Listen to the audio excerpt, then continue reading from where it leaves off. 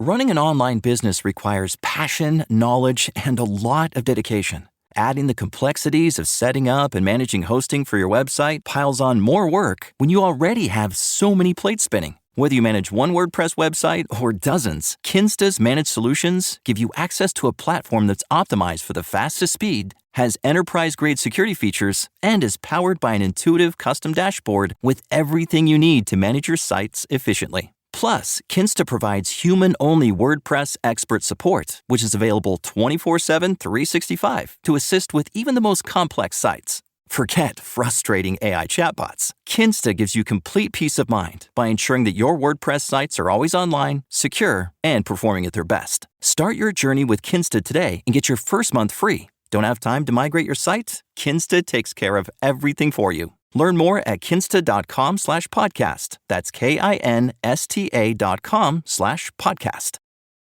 Welcome back to the Opperman Report. I am your host, Private Investigator Ed Opperman, and we are live here Friday night on freedomslips.com, which is a listener-sponsored radio station. So if you want to keep hearing what you're hearing, you got to visit the website, freedomslips.com, and find the donate button and make a donation because the station's in trouble. We got to make some money this month really, really fast. We're also simulcast tonight on cjmarsradio.com and Live 365 Live. And you're going to catch us again Monday night. We're rebroadcast 6 p.m. on awakeradio.us and awakeradio.uk and a couple other stations over there. And then again, Tuesday night, we're on Hazy Radio. And then Wednesday night, we're on firehorsenetwork.com. So I'm on all the time. 24 hours 7. Okay. But we got Stephen Singular, the author of Legacy of Deception, an investigation of Mark Fuhrman and racism in the LAPD. And today is the anniversary of the OJ trial. About, I guess, Stephen, is it 20 years ago, 30 years ago? How long ago was it? 20 years ago. Started yesterday, 20 years ago. Wow, time flies, huh? Yeah, time does fly. Well, Stephen, tell us about yourself, and we'll get into this book and all your other books as well. Well, I'm a Denver-based nonfiction investigative journalist, nonfiction book writer. I've written 20 books. 2 of them have been New York Times bestsellers. About a dozen of them have been about high-profile criminal cases, some of the major cases of the last 20 years or so. I work with my wife, Joyce, here, and we are currently investigating a couple of cases. And that's basically the story. I've been doing this for about 30 years, and the OJ story ties in with some other things that we've done. Oh, really? What does it tie into? Well, to really understand my involvement in the OJ thing, I mean, you have to have some background here. In 1984, this month, June 18th, 1984, I was living in Denver. There was a talk show host here named Alan Berg. Alan Berg was quite outspoken. He was liberal in his bent, and he, annoyed a lot of people. And he would go on the air and talk very seriously about things like racism and anti-Semitism, and stirred up a number of people here. In 1984, there was a group in the Northwest called The Order. They decided to create a white power revolution against minorities, gays, feminists, anybody they deemed their enemies. And they set it in motion. And one of the people in the group was from Denver. He'd fought with Berg on the air throughout the years, and he said this should be our first target. So in June of 1984, it's 30 years ago, almost right now, they came to Denver, and they gunned down Berg in his driveway with a MAC-10 automatic pistol. My first book was about that case called Talk to Death, The Life and Murder of Alan Berg. The Oliver Stone movie Talk Radio, which came out in 1989, is partially based on that book. A lot of people have seen that movie, and some of it translates over. Anyway, I did a lot of investigating into far-right groups, racist groups, etc. And so 10 years later, almost exactly, the Simpson case started, June of 1994. We've just jumped ahead 10 years. And I sort of paid attention to it like a lot of people did, but I wasn't involved in it until August of 1984, about 7 weeks into the case. And I was contacted by somebody in LA's criminal justice system whom I had become aware of during the Berg research. And that individual said to me, you know, are you watching this case? Are you watching what's unfolding? And yeah, I was. And so he said, there are some similarities between what you were writing about with Berg and what you are going to see in this case. And at the time, it really didn't make any sense to me. I mean, it seemed rather, you know, far-fetched for something like this to happen. And he said there are 4 pieces of information, essentially, that the defense team is not aware of in this case, 4 important pieces of information. And if you would like to get involved in it, I would share that information with you. And you could look into it on your own, see if it's valid, see if it holds up and all of that. This was a very, very, very unlikely scenario. I mean, just to let everybody out there who's listening know that. I was sitting in Denver about 1,200 miles away from the case. And all of that, I had no intention of getting involved.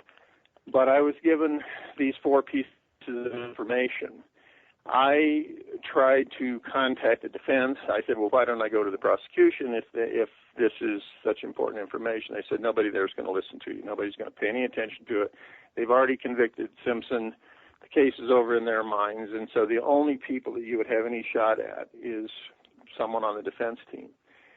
Robert Shapiro had an 800 number set up at that point. I left a couple of messages and didn't get anywhere. So I wrote a fax containing the 4 pieces of information, and I managed to get it into Johnny Cochran's office a few days later. At first they didn't read it. I called back and made a few insistent remarks and said, you really ought to look at this. And 15 minutes later, I was on the phone with Carl Douglas, who was Johnny Cochran's second in command. And Cochran was sort of taking over the case at that time more than Shapiro. So Carl Douglas was an important person. And he said, where'd you get this information? I wouldn't tell him. I wanted to sit down with him and have a face-to-face meeting. And he said, well, I won't do that. And we haggled around a little bit. And 4 days later, that was a Thursday, on Monday, I was in the office, in Shapiro's office in Los Angeles with Carl Douglas, Bill Pavlik, who was a private investigator working for the defense, former LAPD cop, and talking about some of these things. The interesting part of it right there is that they said one piece of information was a broken piece of stick. Another piece of information was a blue plastic bag that homicide detectives carry with them. Another piece of information was that Mark Fuhrman had a relationship with Nicole Simpson that went beyond just having gone over to the Simpsons' house one time when there was a blow-up over there that most people are familiar with. And the 4th piece of information, which was by far the most important thing, was that this is complicated. So people, if they're interested in this story, they really sort of have to wade through this, because my audience is really familiar with the Simpson case, and we actually had T.H. Johnson. We had him on for 6 hours. Yeah. Okay, so we're pretty good. People who are very familiar with the Simpson case shockingly don't know most of this information. Okay, great. So what I was told was that the blood in this case was going to turn the critical blood pieces of evidence against O.J. Simpson were going, in fact, to be O.J. Simpson's blood. But they had not come out of his body on the night of the crime. They had come out of a vial. When you're a suspect in a homicide case, you go to the police, they take your blood, they put it in usually a purple-capped vial that contains a substance called EDTA.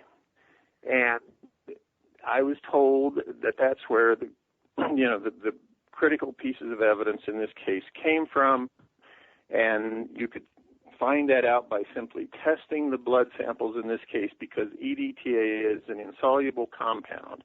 It would still be in those samples. So I went to Los Angeles. I presented this information. Carl Douglas said to me... Can I interrupt you? Did you go to Los Angeles on your own dime, or were you funded? No, nobody ever paid me a dime for anything. Okay.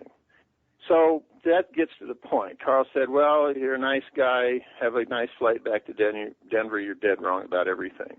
Go home and enjoy your summer. So I was a little taken aback.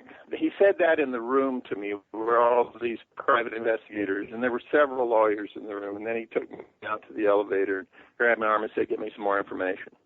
So that's really where the story begins. And if you keep your eye on sort of those four pieces of information, you might hear something about the Simpson case you haven't heard before. It's interesting to watch all these shows they're doing on television where they trot out exactly the same people who say exactly the same thing, and the case never advances 1 inch.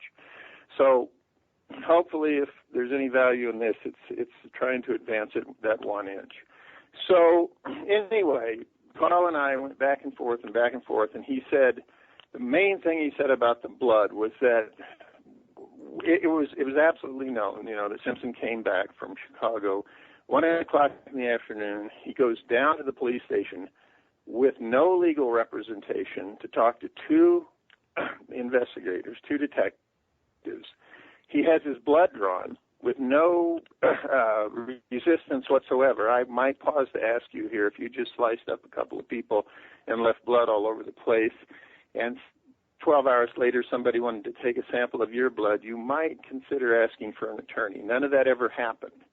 He simply handed over his blood. It went into the purple cap vial, and the first thing that Carl told me, and this was definitive, it's a nice theory, but as soon as blood is drawn, it is taken to where evidence is held in Los Angeles. It's called the Parker Center. It's checked into evidence, and that's the way the story goes. So it took a while to figure out that Detective Van Adder, who was one of the detectives questioning Simpson at that time, did not, in fact, enter that into evidence after drawing it. He put it in his pocket, and he left the station, and he drove around Los Angeles for several hours, and there was a criminalist who testified to this in the case, and so it's all a matter of public record. When that information became known, Carl started to take me a little bit more seriously, and he started to take my phone calls, and we started to talk. Then they got the book of evidence discovery that prosecutors have to provide for defense teams in criminal cases. Well, let's see, what was in the evidence book? There's a nice, shiny color picture of a broken piece of stick found outside by Simpson's Bronco. And there was a chain-link fence, if you think of the case, where Cato came and had a room back there in the back. There's a little walkway there where Fuhrman claims to have found this bloody glove. And there's a chain-link fence, and what's on the other side of the fence but a blue plastic evidence bag. So. Oh, wait a second. There was an evidence bag lying behind Cato's. On the other side of the fence, on the other side of the property. Oh, really? Okay. Yeah. So there was one other piece of information that I left out, and I'm telling the story in this way. This is what I was told. Let's see how it checked out as things progress. I didn't say I agree with this, I believe it, or anything else. The other piece of information I was told was that what everybody knows kind of about the Simpson case is that at about 6 o'clock a.m., June 13th, 20 years ago this morning, 4 police officers drove over to Simpson's. Fuhrman sent the other guys into the house, and he goes out and claims to find the glove. That's a well-known story.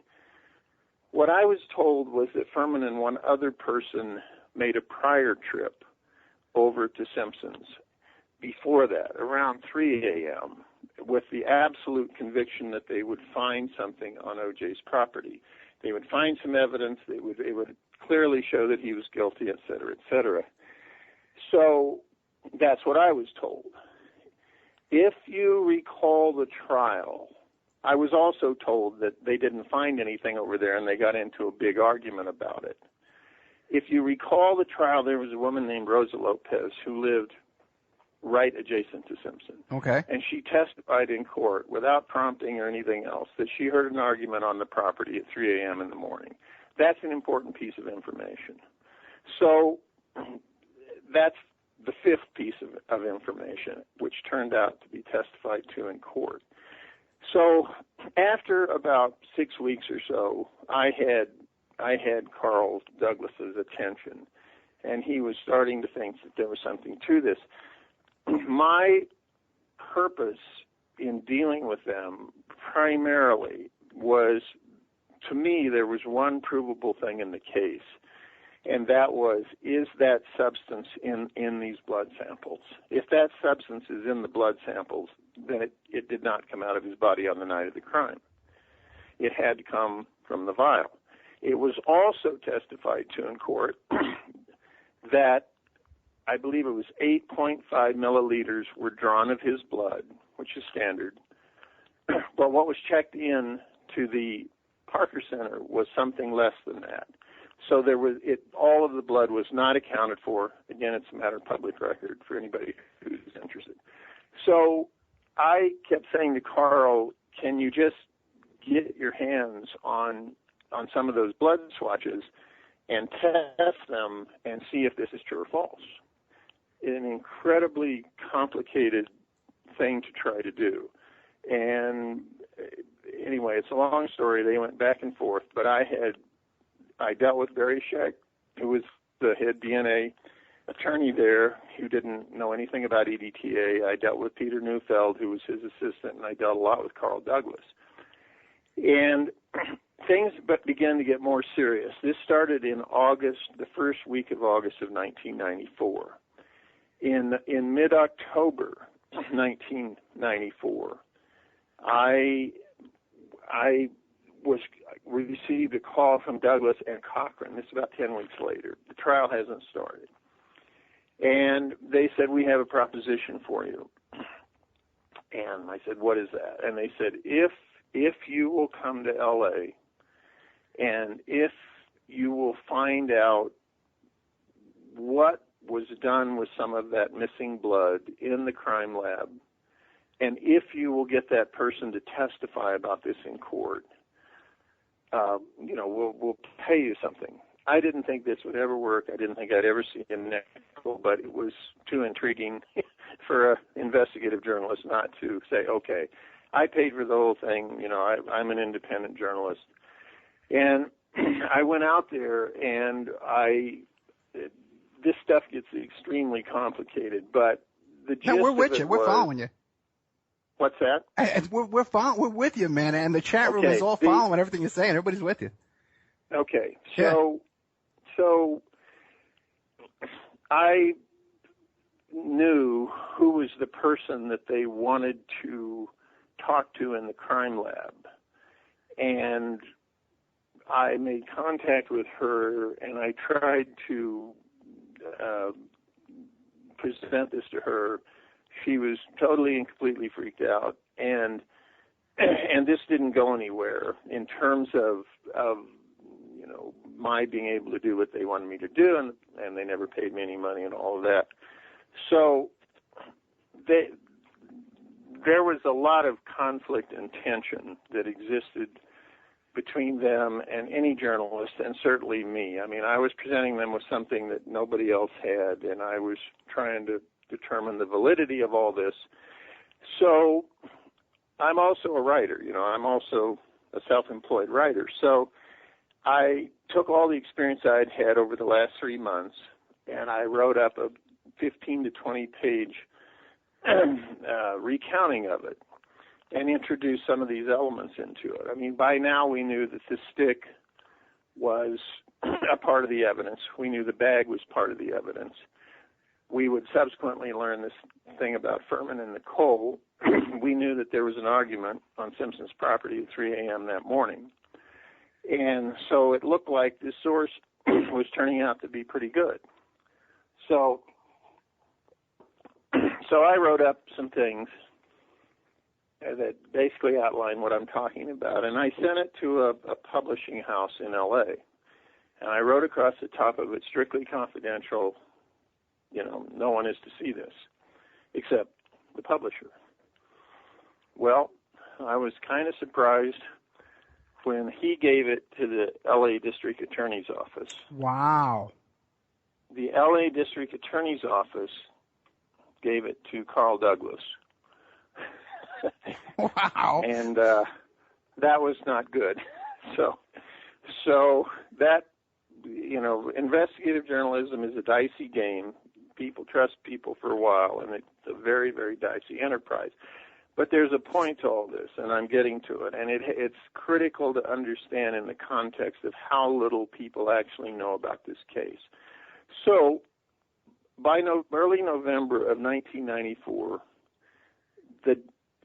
what I wrote, there's actually a quote in Chris Darden's book. Maybe I should read that to you. It's very, very, very illuminating. And Chris Darden, as I think everybody knows, was one of the leading prosecutors with Marcia Clark. So years later, Christopher Darden wrote a book called In Contempt about the case. All right. My book proposal got into his hands 3 months before the trial.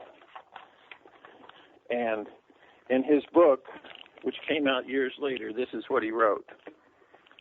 It's page 178. I was basically looking at a blueprint of O.J. Simpson's defense months before it became operational.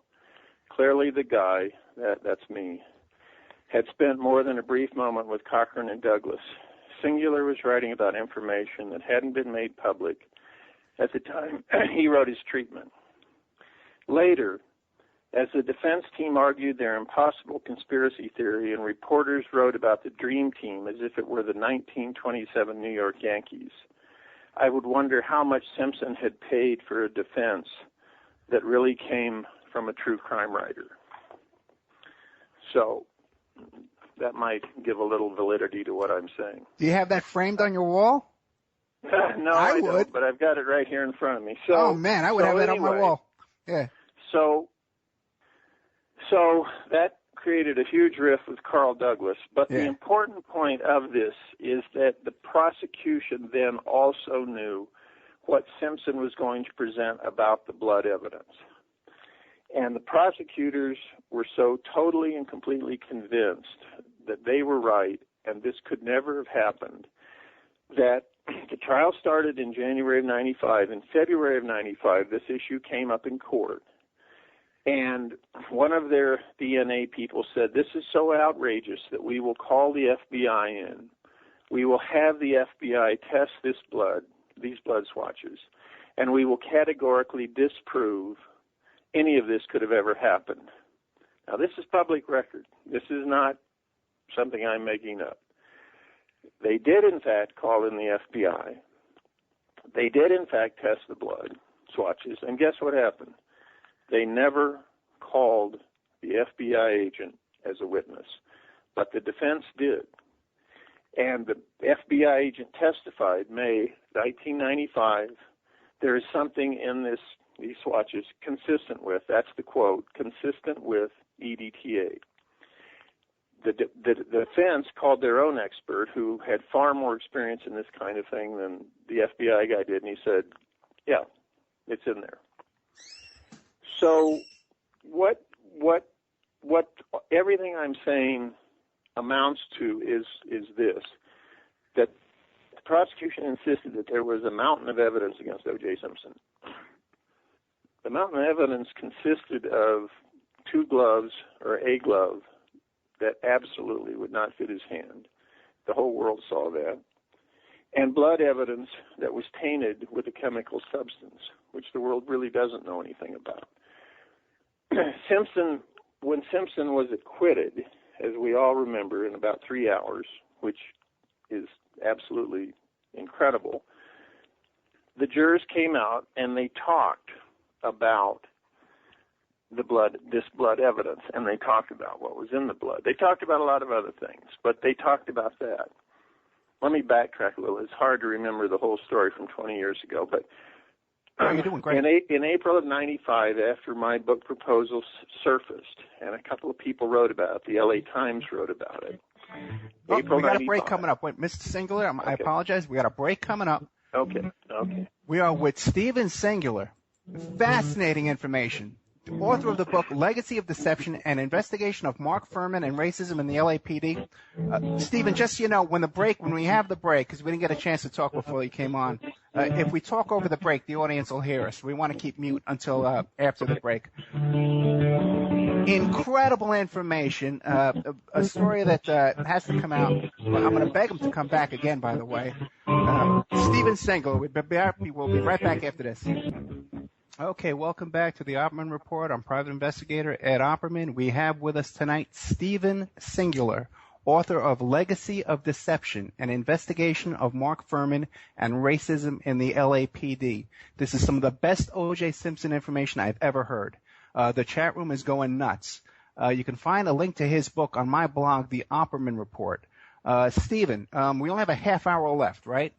But what we do sometimes is we do an after show. We can drop the server one station, but we'll still be on CJ Mars Radio. We can go on as long as you want.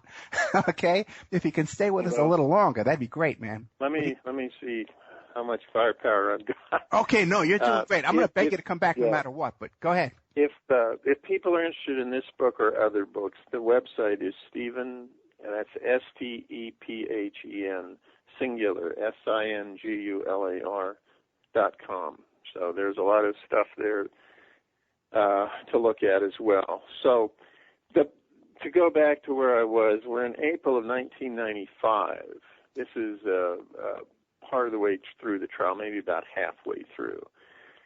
When the book proposal surfaced through the LA Times and some other outlets, I was contacted by 48 media outlets.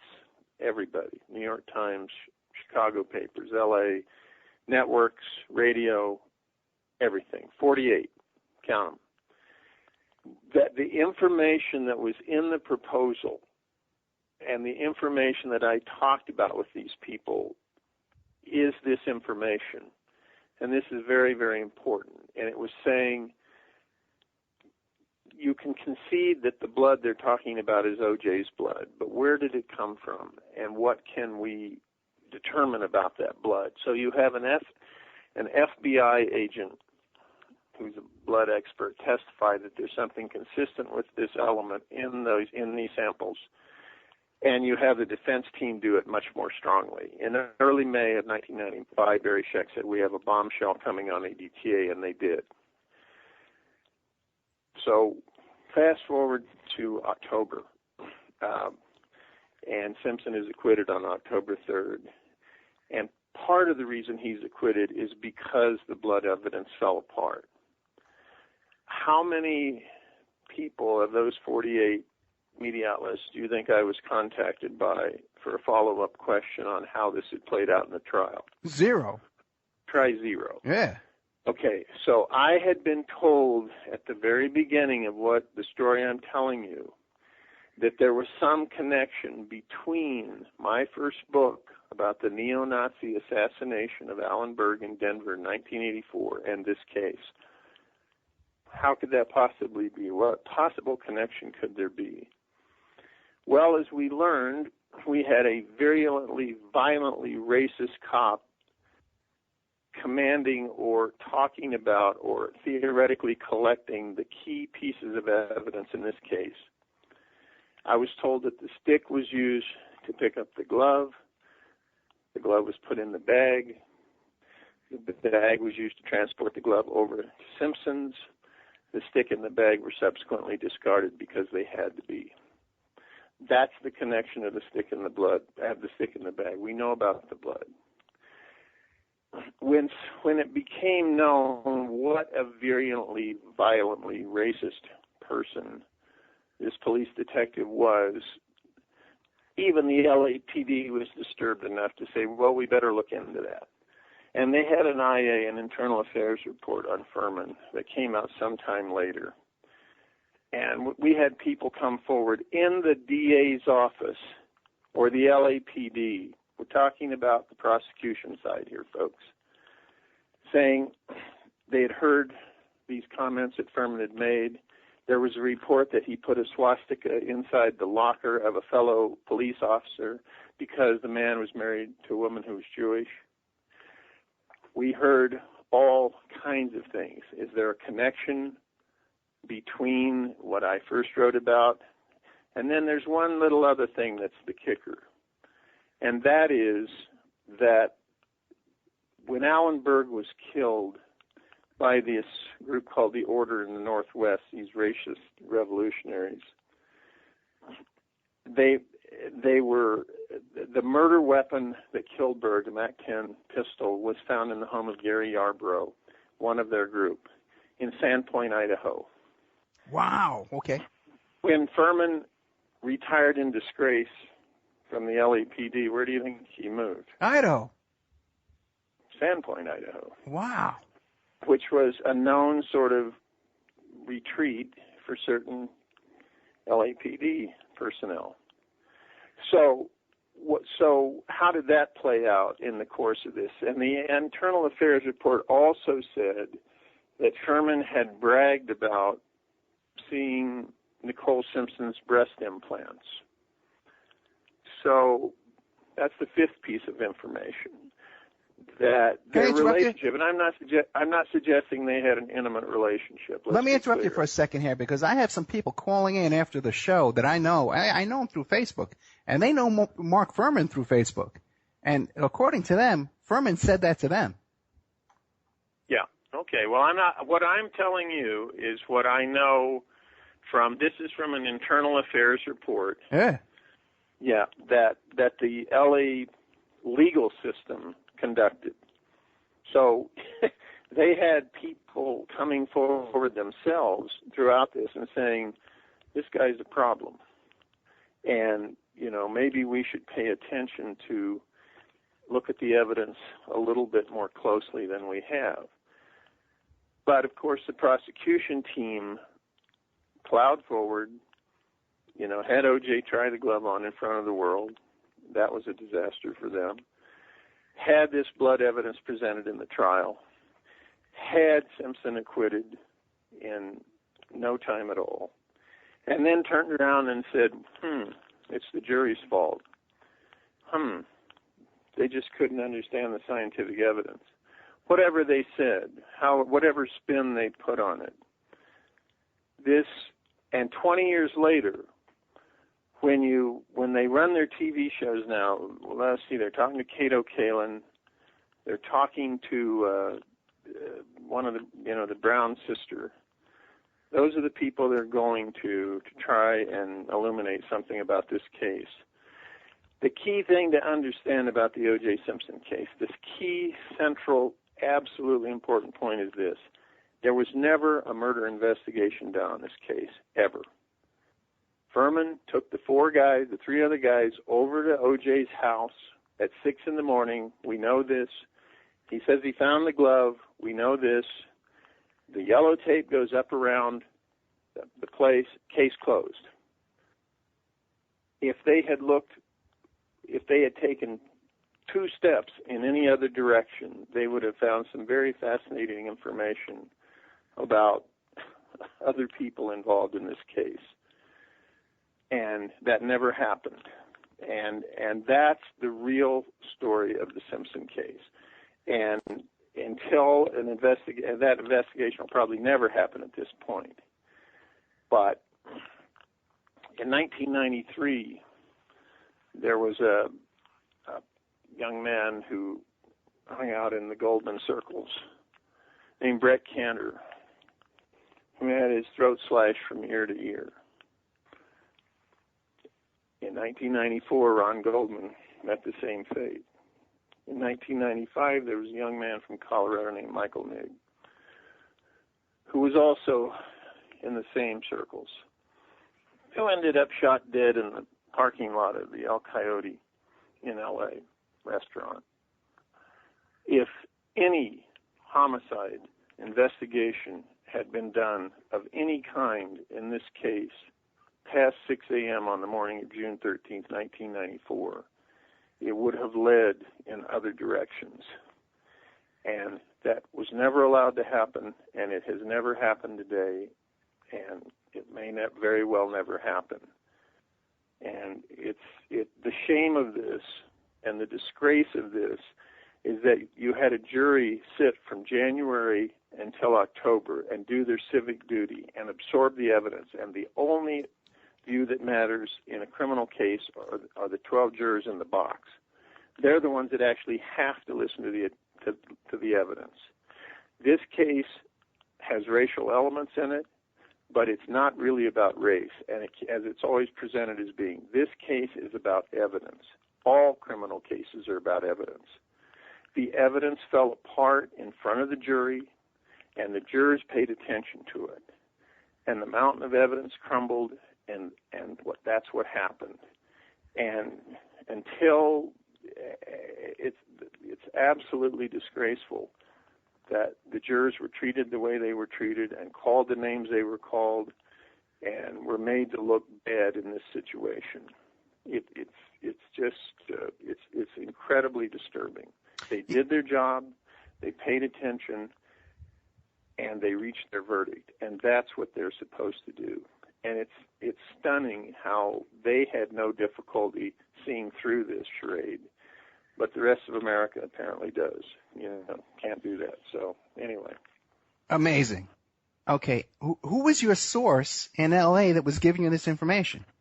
Well, I've never talked about that, and I won't be specific. What I'm telling you is that there were people, and it was reinforced, which I didn't later on by the internal affairs investigation. I didn't know anything about that, until it happened and they produced their report and all of that. But there were people who came forward, or a few people early on, and said, this is not going to hold up. There is a toxic atmosphere around Mark Fuhrman. I mean, if you read the psychiatric reports that were done on the guy,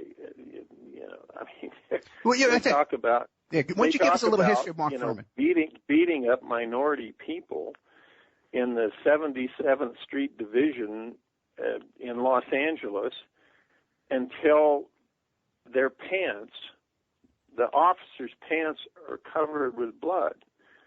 This is the person, ladies and gentlemen, that they put on television after the case as some sort of hero. This is the person they turn to as an expert. This is the person hired by Fox. This is the person Oprah Winfrey brings on her show to exonerate. If you're not upset by this, I can't help you. It's absolutely known for a fact. This is what he talked about. This is on tape. This was in psychiatric reports. This was in everything else. This is the person America chose to embrace and to push the evidence as far aside as they possibly could. And 20 years later, nothing has ever advanced. And I hope people are at least willing to hear this with a somewhat open mind, because the Simpson case is about evidence. It's not about these other things. Well, let me ask you this. How is it that Mark Fuhrman, does he have a press agent? How does he pull this off? Because even his book about the Skakel case, it all blew up now, and Skakel's getting a new trial. How is he pulling this off? How is he able to cover up his past and put on this even when convicted of perjury? Well, I mean, I'm not the one supporting him. I know. Why on the face of the earth would the most powerful black woman in the United States of America, Oprah Winfrey, put this guy on television, unfiltered, to present, his side? Why wouldn't you bring in? I mean, Barry Scheck is an American hero. Barry Scheck did the DNA evidence in the Simpson case, and after it was over, he didn't seek publicity. He didn't go out and do what Fuhrman did. He and Peter Neufeld started an innocent project to go around to the prisons of the United States and use DNA evidence to try and get people off death row or get people out of prison who were wrongly convicted based on scientific evidence. That's the way the system's supposed to work. And, we went into a ditch here as a country. We drove the car into the ditch, and we had the opportunity to back up and to get out of the ditch and to learn something about it. And I speak to you as somebody who dealt with major media throughout this. The New York Times, all of these other papers. When the thing blew up in their face, I mean, they don't have what it takes to say, let's re-examine this. Let's look at this again. Let's see what actually might have happened here. That's what real journalism is. That's what investigative journalism is. They made up their minds and just like what happened in the trial. Yeah, there was a storyboard that they had to go along with, and they're not willing to change it no matter what the facts are. But what is behind that, though? What's behind it? Yeah, ego? What's behind it is, this is what I learned, okay? I mean, I grew up in the 60s and all of that, and, you know, people were fairly rebellious, and they knew how to question authority, and they didn't just swallow whatever was put on their plate, and they had some ability to push back. What I learned watching this is that propaganda works. Incredibly intelligent, well-meaning people can't really resist it when it comes at them at that level. It doesn't. They can't do it. And that's the bigger point here. Whether you agree with me about Simpson or Fuhrman or anybody else, our society went sideways here because it's happened again and again and again with other major events where some instant mythology gets created. This is what happened, and you can't penetrate it with anything resembling factual information. The only thing I was interested in was the factual information. Is this stuff in the butt or not? If it's not, I'll go home. That's fine. I was just trying to find out what actually happened. And it played out in a way where it actually got tested and you actually got results. But no, I would be shocked if very many people listening to this program have ever heard any of this information. This is the critical information in the case. The prosecutor brought in the FBI, and it didn't go their way. And instead of pulling back and saying, well, what actually did happen with that blood in that vial when Van Natter was carrying it around in his pocket for 3.5 hours that afternoon? What actually happened in the crime lab where Henry Lee eventually testified, and he said what happened is that they created swatches in the crime lab that were supposed to have somebody's initials on them, but when they got to Pennsylvania where they do the DNA testing, those initials were not there. And they said, well, what does that mean? And Henry Lee had one of the most famous lines in the entire trial. Something wrong, he said. Something wrong. That what actually happened? I mean, when do we stop the projecting, the assuming, and the absolute lying and look at something and say, well, what's the actual truth here? I mean, what does this really mean? You know, I grew up in the age of Watergate. I grew up in the age of, legwork, gut bucket, hard-working journalism, where you're trying to actually figure out what happened and how the facts fit together. That has nothing to do with what happened here. You know, the television put Simpson on, he's in his Bronco, he's driving down the road. What they don't tell you, is that 4 days earlier, he's sitting with two police officers and they say, hand over your blood, and he says, sure, stick the needle in my arm. Is that consciousness of guilt or is that consciousness of innocence? Let me ask you a question, though. Why did Howard Weitzman let him go there alone, and why did Howard Weitzman drop him as a client? I don't know why he dropped him as a client, but it never occurred to Simpson that he was a suspect. Okay. Nobody on earth would go through that circumstance if you just sliced people up and cut up your hands. I mean, it ain't going to happen. And it's just, we've got to learn to think about these things. I mean, he goes down there. He's alone. I believe he poses a question to them about who got shot. He doesn't know what happened. And, this is factual information. Anybody who's really interested can find that out. And let me ask you a question. You said that Mark Fuhrman went back to the house with another individual. Who's that other person? That's what I was told. What I was told. But you don't know who it was? I'm not certain who it was. I have an idea who it was, but I'm not certain. But what I am certain of is that this woman testified that there was an argument on that property at 3 a.m, and it was heated. And so if you extrapolate out what I'm saying, it goes like this. You're at the crime scene. You talk somebody into going over to some other place because you know you're going to find something. Right. You go over there and you don't find it. There's a big argument, and you go back. Right? Now you talk 3 other officers into going with you over there. What do you think is going to happen this time? You think you're going to find something? I think you are. So that's my point. If you look at the information that I was given in early August of 1994, if we just go through the laundry list here in the last few minutes, is there a stick? Yes. Is there a bag? Yes. Did Fuhrman know this woman apparently beyond what we knew based on an IA report? Yes.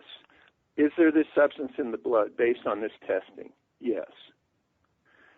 So I don't, the only way I could have ever been involved in this is if there was validity in what I was told. I would have been blown out of the water in 10 seconds otherwise. The Shapiro hotline, when I started to get involved, was getting 800 calls an hour from people who thought they had information. 800 calls. So, if you didn't have something to say, they weren't going to listen to you. And so my thing here, the other point was, what is there a connection between the racism in the first book and the racism in this situation? Yes, there was, demonstrably. Because your source in L.A. contacted you because of your book about Berg? Because of the book about Berg. You have investigated these types of people before. Well, guess what? There's a pocket of these people operating inside the LAPD, believe it or not. They're people with these same beliefs operating. So when Fuhrman, when it's on tape or when it's in a psychiatric report that he's talking about beating up black people until they're bleeding all over his pants, gee, it sounds like a connection to me. That's exactly the kind of rhetoric that was used by the people who came to Denver in 1984 and killed Alan Berg. Exactly. What was their greatest fear on the planet? Of the people who killed Berg. That a black man would date a white woman or marry a white woman. What was Fuhrman's? If I see a black man going around L.A. with a white woman, I'll find something wrong. So can you get into her matchup? Fuhrman's history as a cop? Because he was in traffic most of it. He's not a big investigator. He was in traffic most of his career. Well, yeah, on this particular case, he wasn't in traffic. Yeah. It's happened to be the biggest criminal case in American history. I'm not disparaging police or the LAPD or anybody else. I have great admiration for police officers, men and women. But it would have been nice for the person running this thing from the very moment it began to have pulled back and conducted a real investigation into this case. I think they would have taken it in a very, very different direction. Okay, Stephen, we got 1 minute left. Can you stay a little longer after we drop this station and do the after show? Maybe take some calls?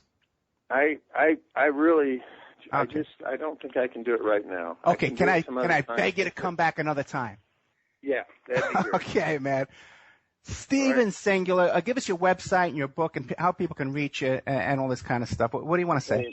www.Stephen, again, it's STEPHEN, singular, SINGULAR.com, StephenSingular.com. StephenSingular.com, an expert on the OJ case, an expert on Mark Fuhrman. Incredible book. You got to run out and get this book. The link is on my website, Opperman Report blog.